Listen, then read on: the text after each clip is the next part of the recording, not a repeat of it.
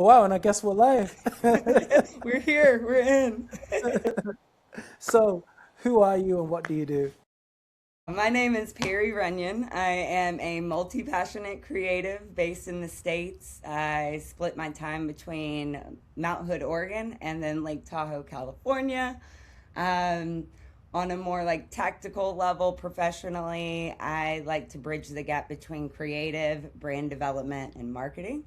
So anything from creative, whether it's photo, video, paint, illustration, art, or brand identity, to then also the development of that vision and bringing it to life. So ultimately, at the end of the day, I just like helping people bring their visions to life. That's amazing. When you were saying all of the different places that you're at, I was visualizing the geography lesson you gave me the other Yes, week. And I was like, oh, yeah, these are the places. you know now. I get it now. So, I was thinking back, and I need to go back through the DMs, but do you remember the story of how we came to work together?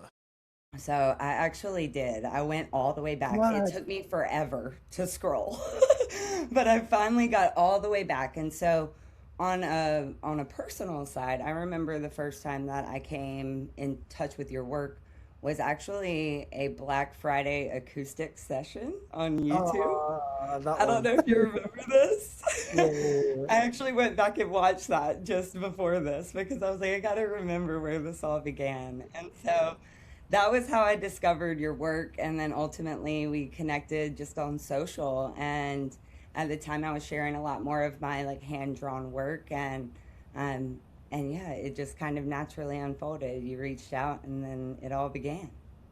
It was so cool. I remember, like, from that time, just immediately clocking the level of support. Like, I feel like as creatives, sometimes there's this like competitive nature, and I never sensed that immediately when coming into contact with you. It was always like I'd share some of your stuff, you'd share some of mine, and it was just great. And so, like, to see that we're standing here, like, what is it, like 13 or 15 years later, like, it's amazing.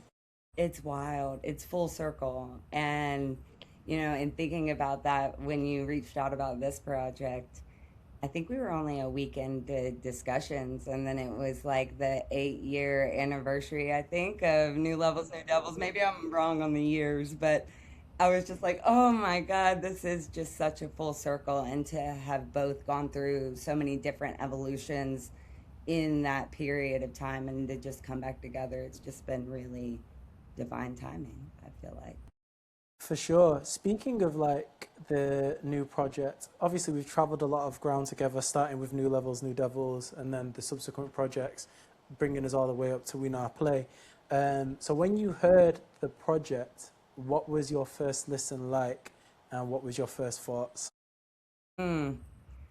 I think I think for me it was like I don't have one word. For me it was just like landed, like grounded, and I feel like there was a level of like this is Jay is how I felt, and um, it felt like maturation. It felt like I could feel the life journey that you've been on since New Levels and New Devils, and you could feel that in your tone, in your lyrics, in the approach and the style.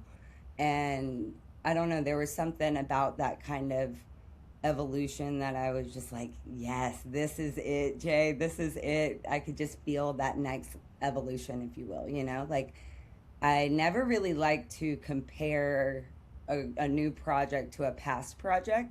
I kind of try my hardest not to do that because I think as artists, if we're doing our job correctly, we're evolving and we're changing, and so is our work. And sometimes that might mean that other people aren't aligned with the new work or whatnot, but I still just like honor that evolution regardless, you know what I mean? And so for me, it's not necessarily a comparison. It was just more like, wow, I can feel you now in this present moment and where you are in your work. And that alignment just was like, it made me so hyped for you. This is why I love working with you. I've like you think and you approach things as an artist from the frame of a musician, like even that in terms of the evolutionary thought process.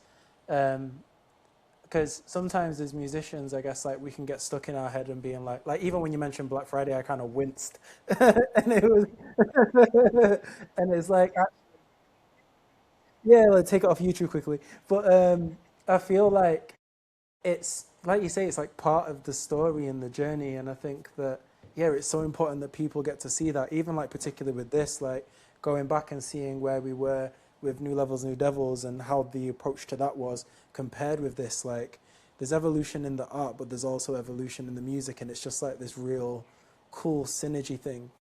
Which brings me on to my next question, which was this approach to art was really interesting because before there was kind of more conversations the last time we worked together, and with this I was just kind of like, I don't care, I just want you to do you and do it, bring Perry to the world of We Now Play and tell us what you see and what you feel. And so how did you do that? Like, what was your inspiration and what was your approach? Because it wasn't a very small task I gave you. It was like, here's this project, I have no ideas, just do something. I love it. Yes. One, I just have to say thank you. It takes a lot of trust and a lot of surrender to just like offer that space, which I'm so appreciative of. It's not often that you get that kind of open freedom. At least there's normally some level, of constraints. And so just to have a blank canvas to run with felt so expansive for me and just like an open door.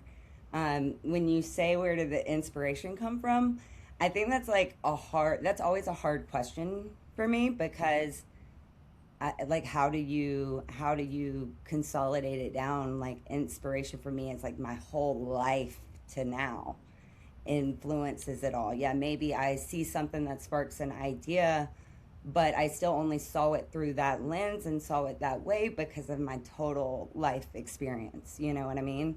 So for me, this one like really is that. It's all of it coming together. And so I have to go back to like high school days and younger years, and I have to big up Jim Whitney, Megan Whitney, and then also Scott Benston and Deanna Benston.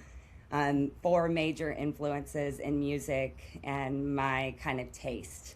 Um, but Jim was huge in turning me on to reggae. And I remember just being at his house, and he has an amazing record collection.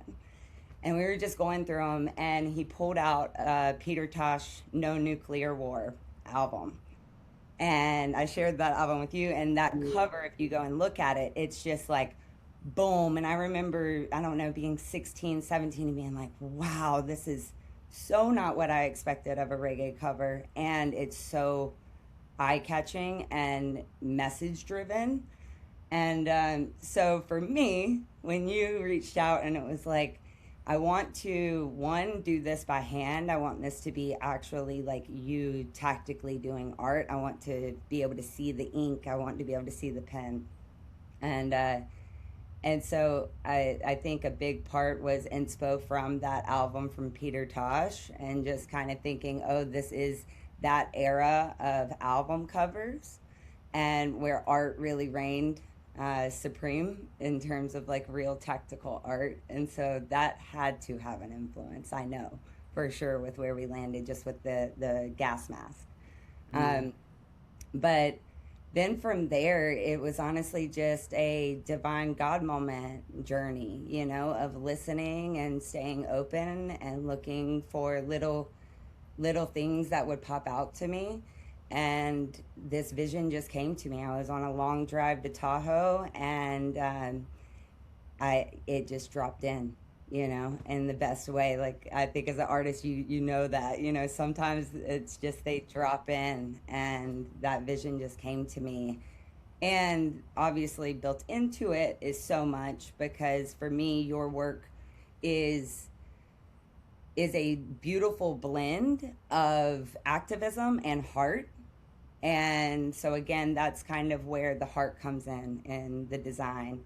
And we all know we live in a world that is wildly corrupt. And I think to a certain degree, all of us artists are wearing some form of gas mask to protect us from it all. And we're releasing it in one way or the other. And for you, that's through music. And so that was the gas mask going down to the old school record players. And for me, you breathe through your music and you alchemize the shitstorm that's going on around us in such a beautiful way. And so it was just all these little pieces that came together. You know, the line of "I built this shit brick by brick." You're sitting on bricks. You're breathing through your music. Your heritage and your roots is coming through in the Rasta flag. You've got the heart in the hand, what you speak from, and all of the beautiful Jamaican elements uh, that really round it out. And so, yeah, that's the shortest version of where did it come from. It's so cool because I remember, like, the very first call we had, you kind of threw out a few ideas, but it was kind of like I wasn't sure where you were going to go. And then we jumped on that call and just like, here it is.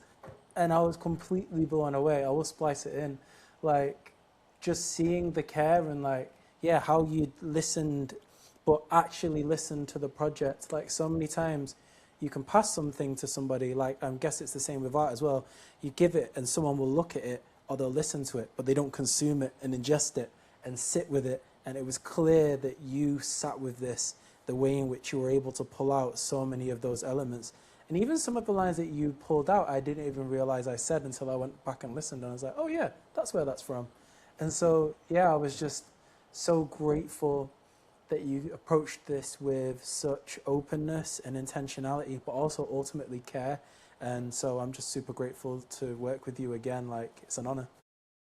Jay, I so appreciate it. It has really just been symbiotic from the start. I know I've said that over and over in our private conversations, but it's not every day you get to have a collaboration with such a like-minded individual where freedom, creativity can all just flourish. And yeah, so thank you, truly. Thank you. No worries. What's my other question? I'll cut this bit out. Oh, here we go. Um, okay, so we spoke about tactile art, and it's really interesting because as an artist, when I was approaching this, we had some really interesting conversations about like digital art versus tactile art and like the growth of that within reggae. And you ultimately opted for a tactile approach. What was it that made you focus on that style for this project? I think we're all yearning for realness and for truth, you know? And I think that especially as AI continues to kind of take over in so many sectors.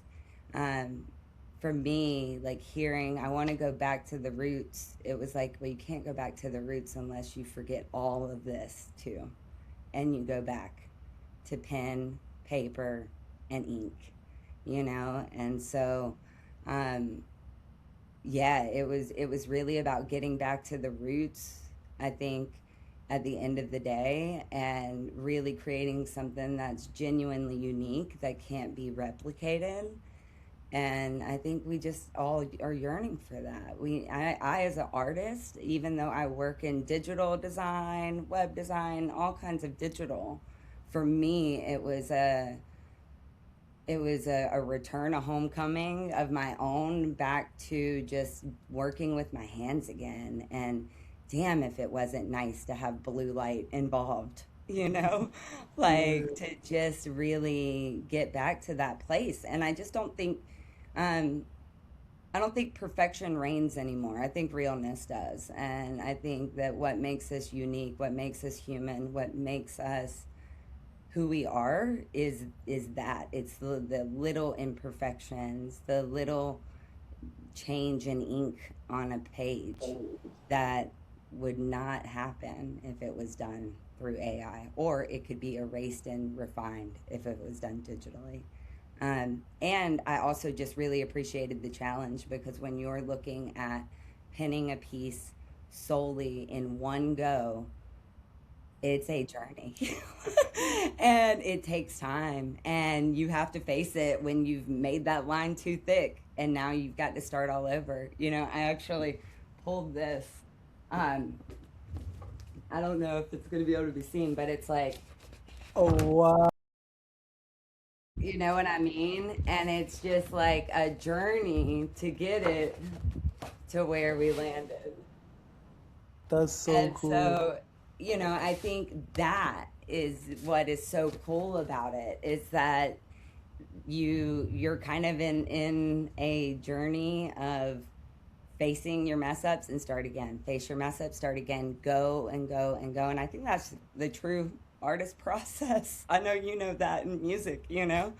it's a journey. I really love that.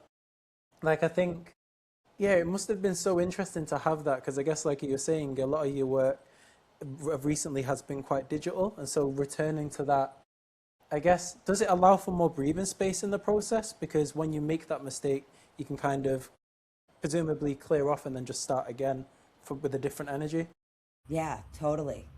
Totally. And you literally, like, let's say when you're digitally doing something and, oh, I messed that line up. Let me just erase it or let me copy and duplicate it, these type of things. It's like you don't get the internal process the same way you do when you're physically doing it. Meaning, oh, I noticed when I put too much weight into my hand on that round corner and now it's thicker than I wanted it to be.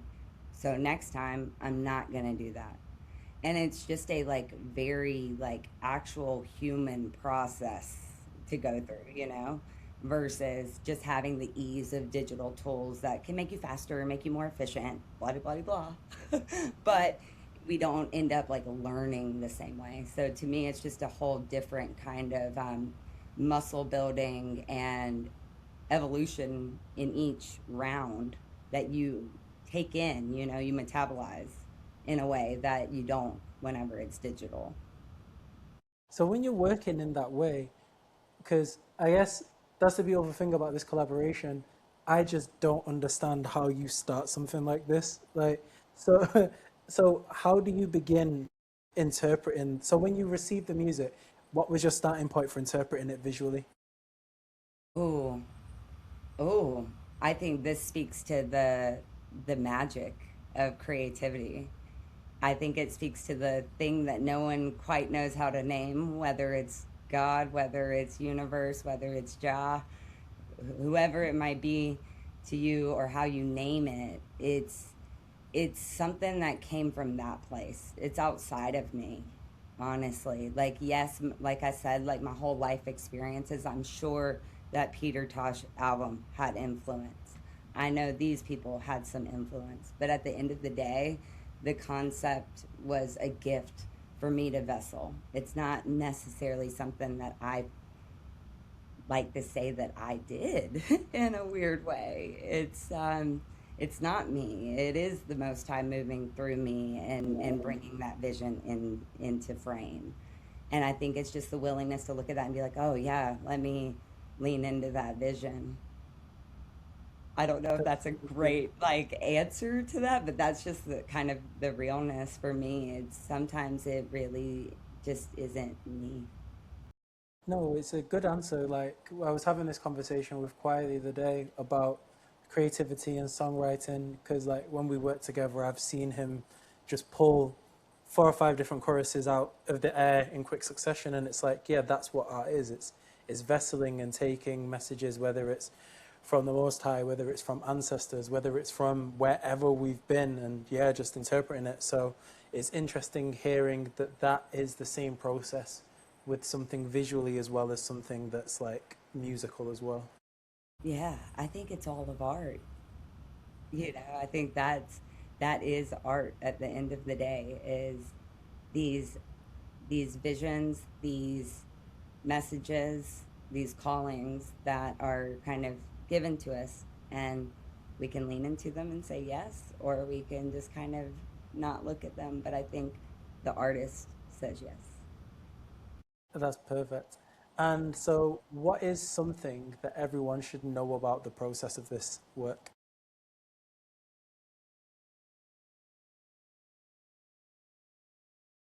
About the process of making art or give me a little bit more.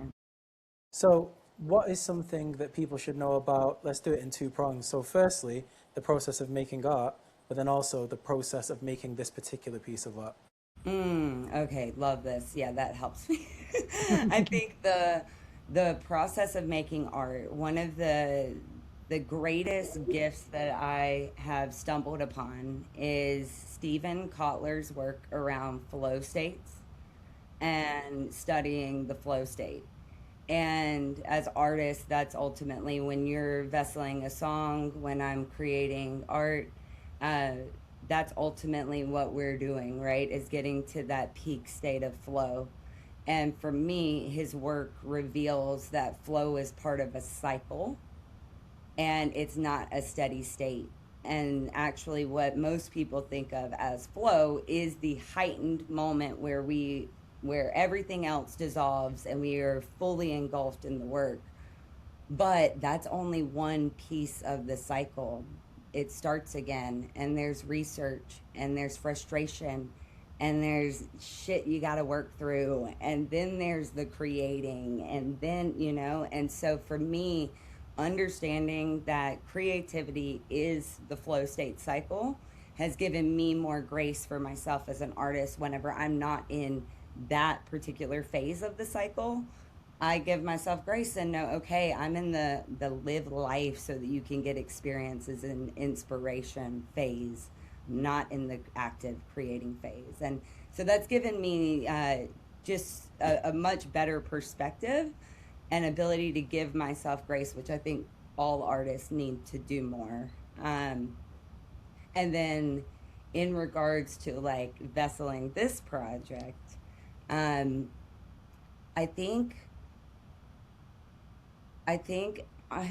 it's not that deep. I think I just want people to know it's done by hand.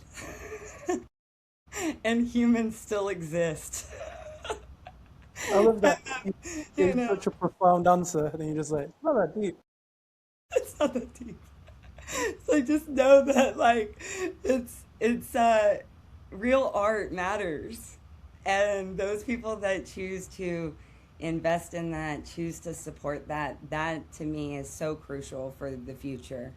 So I think that yeah, I'm just gonna have to say like value real art, remember real art, remember what is behind the real art, and support the artist in your world, no matter whatever their art is, whether it's music, art, um, yeah.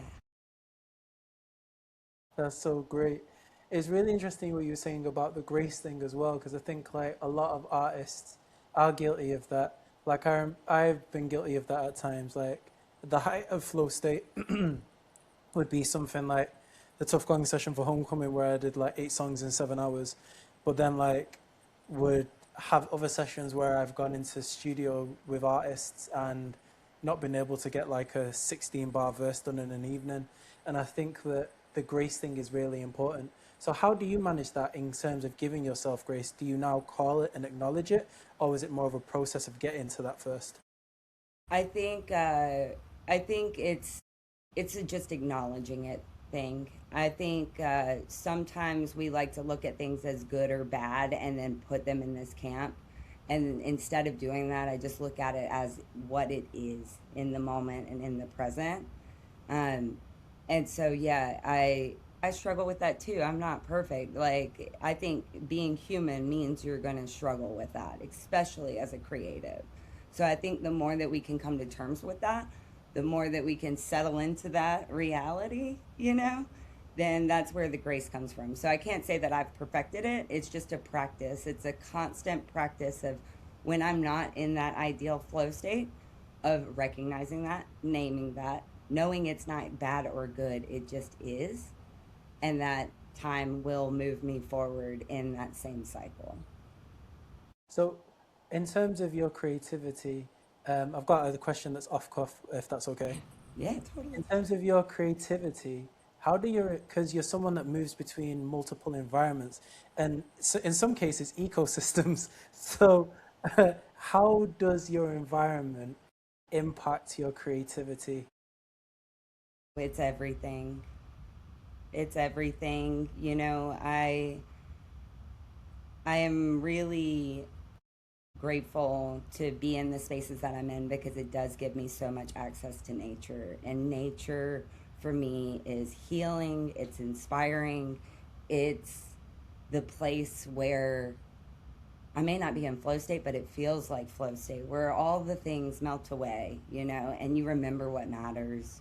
You remember and come in contact with your soul, your essence, the bigger play that's unfolding, you know? And so, environment has been huge for me.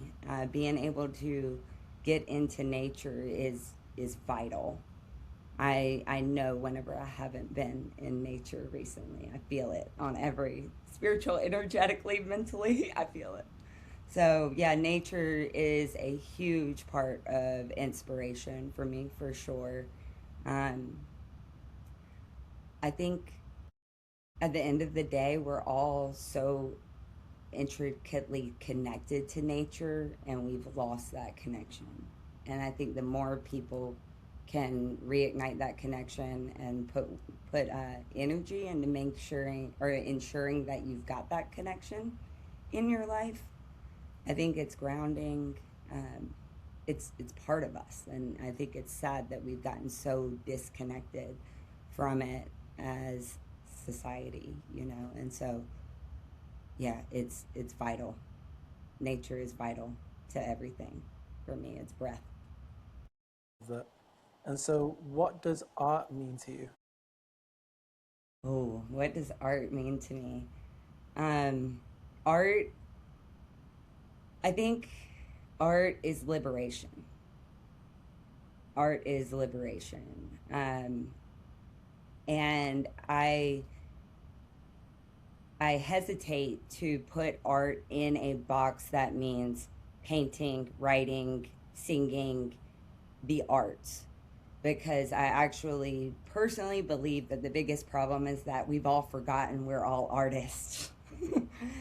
And so it's kind of, to me, you could be an artist if you're an engineer. Your art is just figuring out how to make this machine work or this idea work, right? To me, art is a lifestyle, art is a way of living. We are all artists. So to me, art is liberation, art is breath, art is who we are as humans at our core. And yeah, I think at the end of the day, art is what alchemizes life. And I know that's like three different answers at once, but it's like for me, art is liberation because we all have an internal dialogue going on. How are we expressing that? How are we bringing that whole internal world out into the world? And then on the other side, art is a way of living. And no matter whether you consider yourself an artist, a creative, or not, no matter who you are and what field you're an artist. And everyone would benefit more if you approach your work as art. So, art is everything, art is life.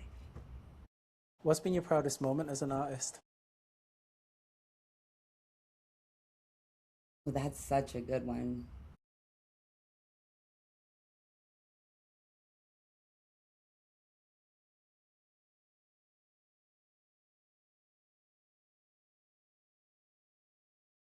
There's so many. That's hard. All the micro moments matter. Um,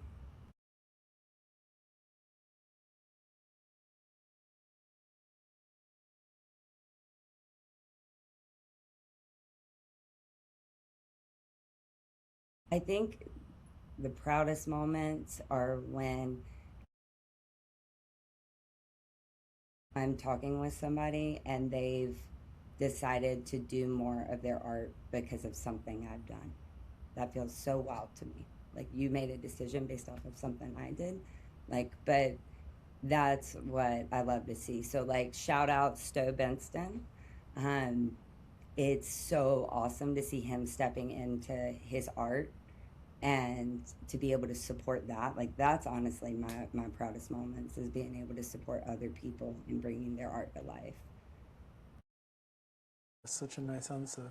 And so, in terms of advice for any artist watching this, like what's the one bit of advice that you wish somebody gave you when you started your career journey as an artist? uh,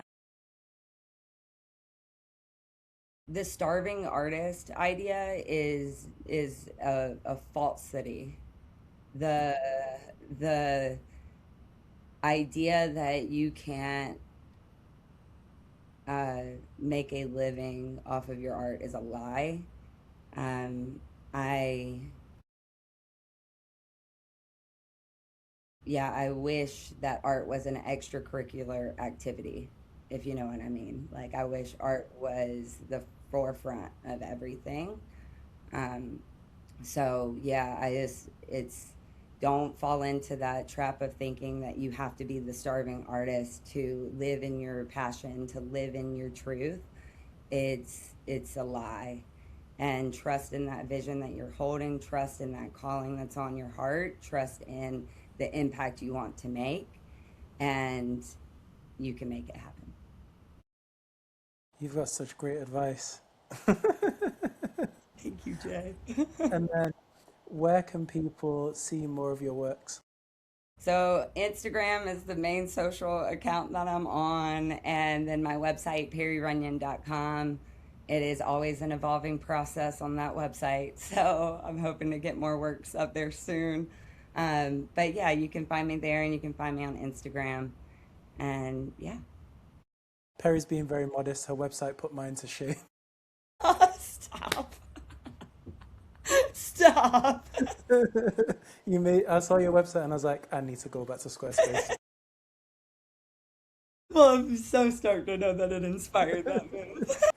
Yeah, you inspired me to do more art. Let's go. That's what I'm here to do. Oh man, yeah.